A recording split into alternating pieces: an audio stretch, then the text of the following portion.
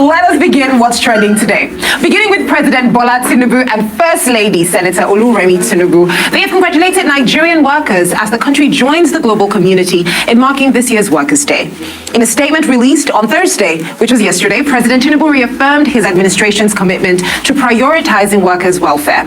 He also promised continued collaboration with Labour to drive national development, marking the day on his official X handle, official at official Abati. The president described the Nigerian workers as the engine of the economy and the secret to the national growth. He did put out a tweet. Let's take a look at that. He said to every Nigerian worker, happy Workers' Day. You are the engine of our economy and the secret of our nation's growth. Our administration has and will continue to prioritize workers' welfare. Together, we will make Nigeria great again. Here's to everyone, young and old, entrepreneur and employee, whose contributions shape our homes, communities, and country. Happy Workers' Day, Nigeria. Now, of course, this should be exciting, but the First Lady now went on to salute the resilience of Nigerian workers, calling them the backbone of national development and a vital force behind Nigeria's progress. Let's take a look. Well, let's also talk about the fact that the former Labour Party presidential candidate Peter Obi and his PDP counterpart Atiku Abubakar, they have also celebrated Nigerians on Workers' Day. Now, Peter Obi praised the resilience and commitment of Nigerian workers despite harsh economic conditions, and he expressed concern over the rising unemployment rate, now at 35%. He urged the federal government to create more job opportunities to curb crime and social unrest. While Atiku described Nigerian workers as the indomitable engine driving the nation towards prosperity, he commended their silent heroism in bearing the burden of the country's economic challenges. Now, I look at these comments and remember the Senate President's view on poverty, how he said, poverty is not a crime. While I agree Nigerian workers are resilient, Nigerian workers are strong, but I don't think it's a pat on our back to say we're good at suffering. I think it's more about, it would be great to be resilient in the face of structure, in the face of adequate infrastructure. Our resilience would even be better because we'll be healthier and we'll be safer to show how truly resilient we are. So it still goes back to that. I would have loved to hear more about how the government is putting things in place to ensure that Nigerian workers can be at their most efficient positions, not just celebrating resilience. Resilience in the midst of suffering is headache. So are we celebrating headache on Workers' Day? Is that what we're celebrating? Actually, that's what we're celebrating in this country. And you see, when we talk about things like resilience, I think to a large extent, our leaders do not even know what they call resilience. Because if people are working so hard and they do not get what they're working for, it's not being resilient. It's been poor. It's been put in a gulag of some sort. It's been destroyed. Their lives have been destroyed minimally. An average Nigerian worker is worth nothing today. Because when you look at it, how much is the 70,000 naira in US dollars? $46. $46. Oh. What's the daily poverty rate? They say when you live on less than $2 per day, right? Yeah. Okay, $2 times 30 days. That's $60. $60. $60 minus 46. That is 14. So now an average Nigerian worker with a minimum wage is $14 shy of the poverty threshold. An average Nigerian worker, what am I saying, is it needs $14 extra to at least be able to attain the poverty threshold, living in abject poverty threshold. And that's the minimum wage you're going on with. And we live in an economy where you have a pass-through effect of the dollar. Almost everything has a knock-on effect of the dollar. Banana has a knock-on effect. And this is an economy with 24% inflation rate. This is an economy that basic healthcare services are almost non-existent. Out-of-pocket payment is pervasive. Let's say that worker with that 70,000 has got malaria once a month. How much is to treat malaria today? Maybe it's a very intense case of malaria that has to go to the hospital. What if that worker is on blood pressure drugs? Today, we know the cost of drugs like amlodipine and everything. Some blood pressure drug will set you back over 20,000 naira. And you finish buying those blood pressure drugs and you have to also eat and you earn 70,000 naira. So you net out 20,000 naira for sometimes, in some cases for blood pressure, or 20,000 naira minus the minimum wage. And this man might have a family. So it's sad for an average worker. They don't even understand what resilience is at all.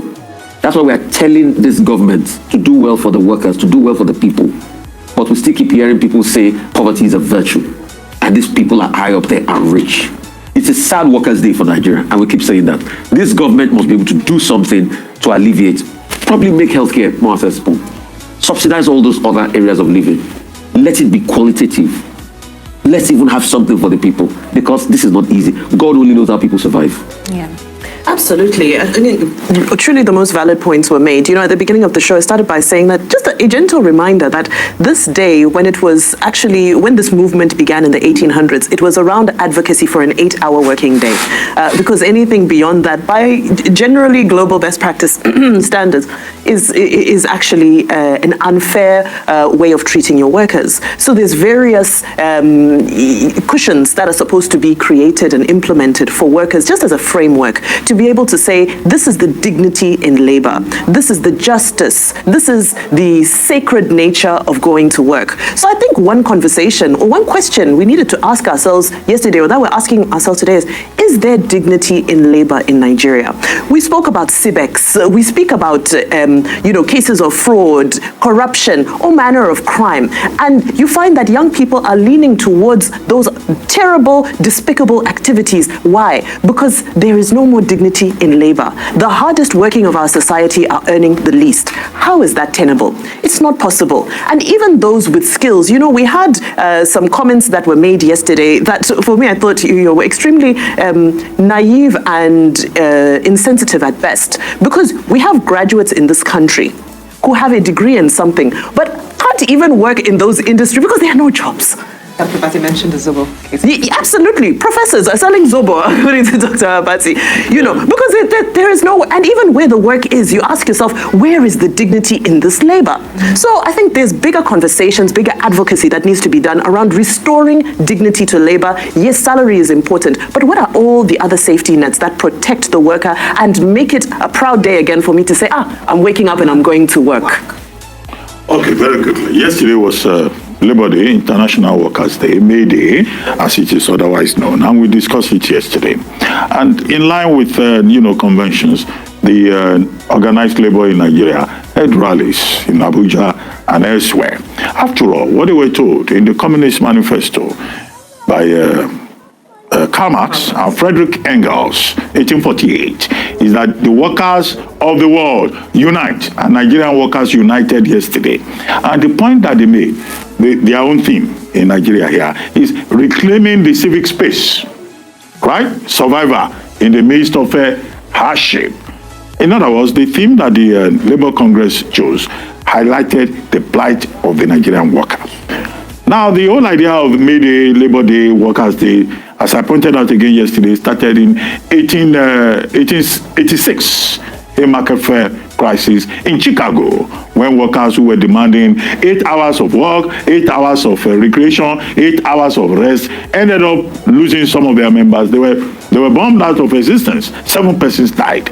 And since that time, workers have united in line with the Communist Manifesto and the Second International Conference to say, look, workers deserve their rights, workers deserve respect, workers need to be well treated. That's on the part of labor yesterday. The second part of it is the response from government. President Tinubu has said, he's committed to workers' welfare. He's ready to collaborate with the Labour Congress and make sure that there's better life for Nigerian workers, because Nigerian workers are the engine room of growth. Now, there's nothing extraordinary in that. We all know that this country cannot move without productivity. The only caveat that we had here for President Tinubu is that he, as president of Nigeria, he presides over that National Minimum Wage Act. Some states have been violating the law, they've been disobeying the law, they've been disrespecting Nigerian workers by refusing to pay them even the minimum. And it's not just the public sector. Private sector.